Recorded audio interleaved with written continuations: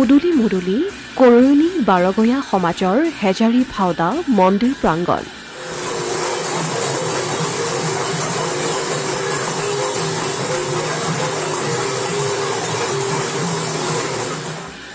আধ্যাত্মিক পৰিৱেশে বিৰাজ কৰিছে হেজাৰী ভাওনা মন্দিৰৰ চৌপাশ।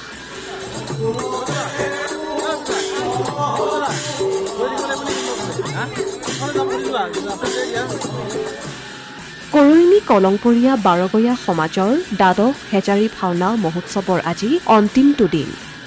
অংকীয়া নাট, নাটক, লোকনৃত্য আৰু লোকবাদ্য প্ৰদৰ্শন।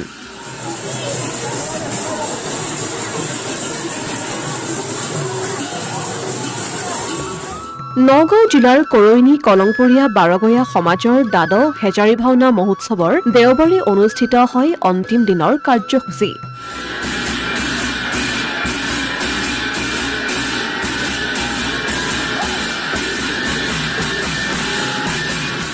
এই কাৰ্যসূচীত উপস্থিত থাকে কেবিনেট মন্ত্ৰী কেশৱ মহন্ত। কাৰ্যসূচী অনুসৰি বিয়লি 11খন ৰভাত একে সময়তে শিশু শিল্পীসকলৰ দ্বাৰা প্ৰদৰ্শন কৰা হয় অংকীয়া ভাওনা।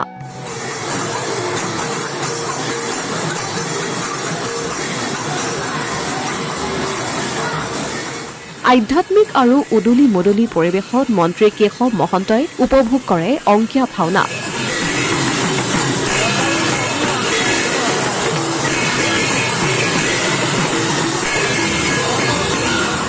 অনুষ্ঠানত মন্ত্ৰী কেশৱ মহন্তই কয় যে গুৰুজনাই গঢ়ি থৈ যোৱা সমাজখনক আগুৱাই নিয়াত কৰৈনী বাৰগয়া মন্দিৰে এক গুৰুদায়িত্ব বহন কৰিছে।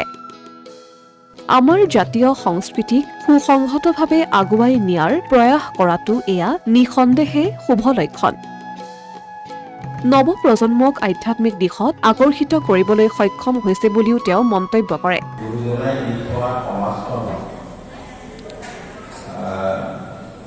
প্ৰকৃততে যিখন সমাজ গুৰুজনাই গঢ়ি থৈ গ'ল, সেই সমাজখনক আগুৱাই লৈ যোৱা এই বাৰগয়া সমাজৰ এই মঞ্চখনে এটা গুৰু দায়িত্ব বহন কৰি আহিছে।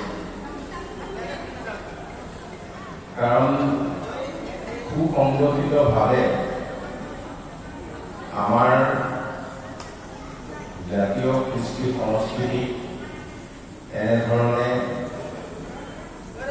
সংঘবদ্ধভাৱে আগুৱাই নিয়াৰ যি প্ৰয়াস কৰোঁ, ই আমাক যথেষ্ট আজি আমি শিশুসকলৰ ভাওনাখনৰ যি প্ৰদৰ্শন, এই প্ৰদৰ্শনে আমাক এইটো কথাই আমাক মনলৈ আনি দিছে যে উঠি অহা নতুন প্ৰজন্মক আপোনালোকে এই মাৰ্গত অন্তৰ্ভুক্তি কৰিব পাৰিছে বা তেওঁলোকক আকৰ্ষণ কৰিব পাৰিছে। কাৰণ আজিৰ যিটো যুগ, আজিৰ যুগটোত হাতত থকা মোবাইলটোৰে পৃথিৱীখন দেখে, বিভিন্ন দিশ দেখে, বিভিন্ন ধৰণে আকৰ্ষিত হয়। তাৰ মাজত নিজৰ যিটো সক্ৰিয় পৰিচয়, এই পৰিচয়টো ধৰি ৰখাটো অতি কঠিন হৈ পৰিছে। এই সক্ৰিয় পৰিচয়টো ধৰি ৰখাত উল্লেখ্য যে নাম কীৰ্তন সম্পন্ন হোৱাৰ পিছত অংকীয়া ভাওনা প্ৰদৰ্শন অনুষ্ঠানৰ শুভ উদ্বোধন কৰে বটদ্ৰৱা থান পৰিচালনা সমিতিৰ সভাপতি যোগেন্দ্ৰ নাৰায়ণ দেৱ মহন্তই।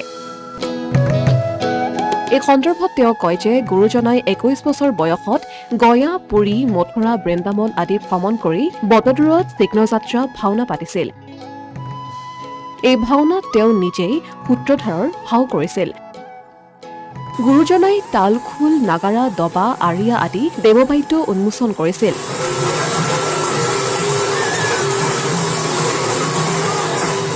আৰু সেই দেৱবাদ্যসমূহ বৰ্তমান অসমৰ চুবুৰীয়ে চুবুৰীয়ে থকা নামঘৰত পোৱা যায়। গুৰুজনাই একতা, দৃঢ়তা, সততা আৰু সমন্বয়ৰ বাণী দি থৈ গৈছে বুলি তেওঁ ভাষণত উল্লেখ কৰে। আজিৰ পৰা 555 বছৰ আগত মহাপুৰুষ গুৰুজনাই শ্বেক্সপিয়াৰ বটদ্ৰৱা থানৰ 21 বছৰ বয়সত প্ৰথম নৃত্য ভ্ৰমণ কৰি গয়া পুৰী মথুৰা বৃন্দাবন সকলো ভ্ৰমণ কৰি ভকতসকলক সিংহনাথ ভাওনা পাতিছিল।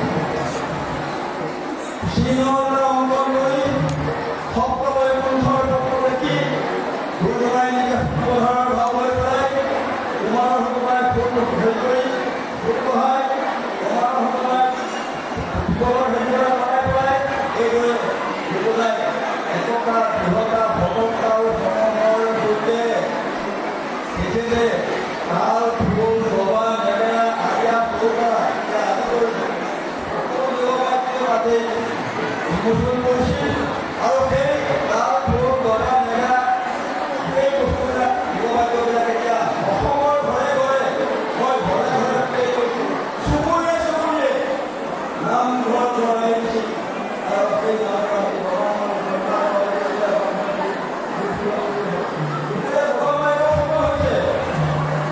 উল্লেখ্য যে শনিবাৰে নিশা লোকবাদ্য আৰু লোকনৃত্য প্ৰদৰ্শনৰ অন্তত নৱজ্যোতি বৰাৰ ৰচনা আৰু পৰিচালনাৰে নাটক বলুকাত বিয়লি বেলা মঞ্চস্থ কৰা হয়।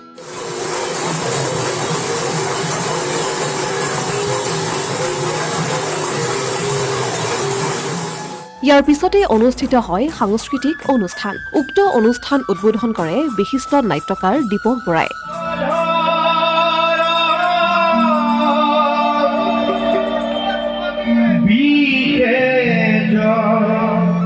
ইফালে দেওবাৰে নিশা 11খন ৰভাত একেলগে গুৰুজনাৰ অপূৰ্ব সৃষ্টি কেলিগোপাল নাটৰ আধাৰত শ্ৰীকৃষ্ণৰ ৰাসলীলা প্ৰদৰ্শনৰ অন্তত বাৰগয়া হেজাৰী ভাওনা মহোৎসৱৰ সফল সামৰণি পৰে। আমাৰ এই দ্বাদশ হাজাৰী ভাওনাৰ শেষ দিন। আজি আমাৰ দিনত শিশুসকলৰ উপযোগী হোৱাকৈ অংকীয়া ভাওনাৰ শৈলীৰ লগত ৰচিতা খুৱাই অসমীয়া ভাওনাৰ আজি আমাৰ অনুষ্ঠিত হৈ আছে হৰিমন্দিৰ ভিতৰত। ৰাতিলে আমাৰ শ্ৰী শ্ৰী ৰাসলীলা ইয়াতে অনুষ্ঠিত হ'ব 8:30 বজাৰ লগে লগে। আমাৰ এই এতিয়া 60 বছৰ হীৰক জয়ন্তী বৰ্ষ আনন্দৰ মানে মানুহৰ জনসমুদ্ৰৰ যি পৰিভৰ দেখা পাইছোঁ। আমাৰ এই অনুষ্ঠান হৰিমন্দিৰ আজি বৈকুণ্ঠপুৰীলৈ ৰূপান্তৰিত হোৱা যেন আমাৰ অনুভৱ হৈছে। আমি আনন্দ লভিছোঁ আৰু লগতে এই হাজাৰী মন্দিৰৰ পৰাই আমি যিহেতু মই এজন নাট্যকৰ্মী, আমি ইয়াৰ পৰাই নাট্য সংস্কৃতিয়ে হওক আধ্যাত্মিক বিষয়ে হওক ইয়াৰ পৰাই আপ্লুত হৈ আজি আমি এই সংস্কৃতি পথাৰখনত ভৰি দিছোঁ। আমি আশা কৰিছোঁ এতিয়া উঠি অহা প্ৰজন্মই এই আজি অসমীয়া ভাওনানো কি এই বিষয়ে তেওঁলোকে মনত হৃদয়ঙ্গম কৰিব পাৰিব। আমি ইয়াৰ পৰাই চৰ্চা কৰাই নি আছোঁ। আশা কৰিছোঁ আমাৰ ভৱিষ্যতে আমি ইয়াতকৈও এই উৎসৱটো আমি সুন্দৰভাৱে পাতিম, জাক জমকতাই পাতিম। ইয়াৰ পৰা গোটেই অসম তথা ভাৰতবৰ্ষ এটা আমাৰ যি সংস্কৃতি সেই ধ্বজাখন উৰুৱাবলৈ আমি চেষ্টা কৰিম। অসমীয়া প্ৰতিদিন ডিজিটেল সংবাদ নগাঁও।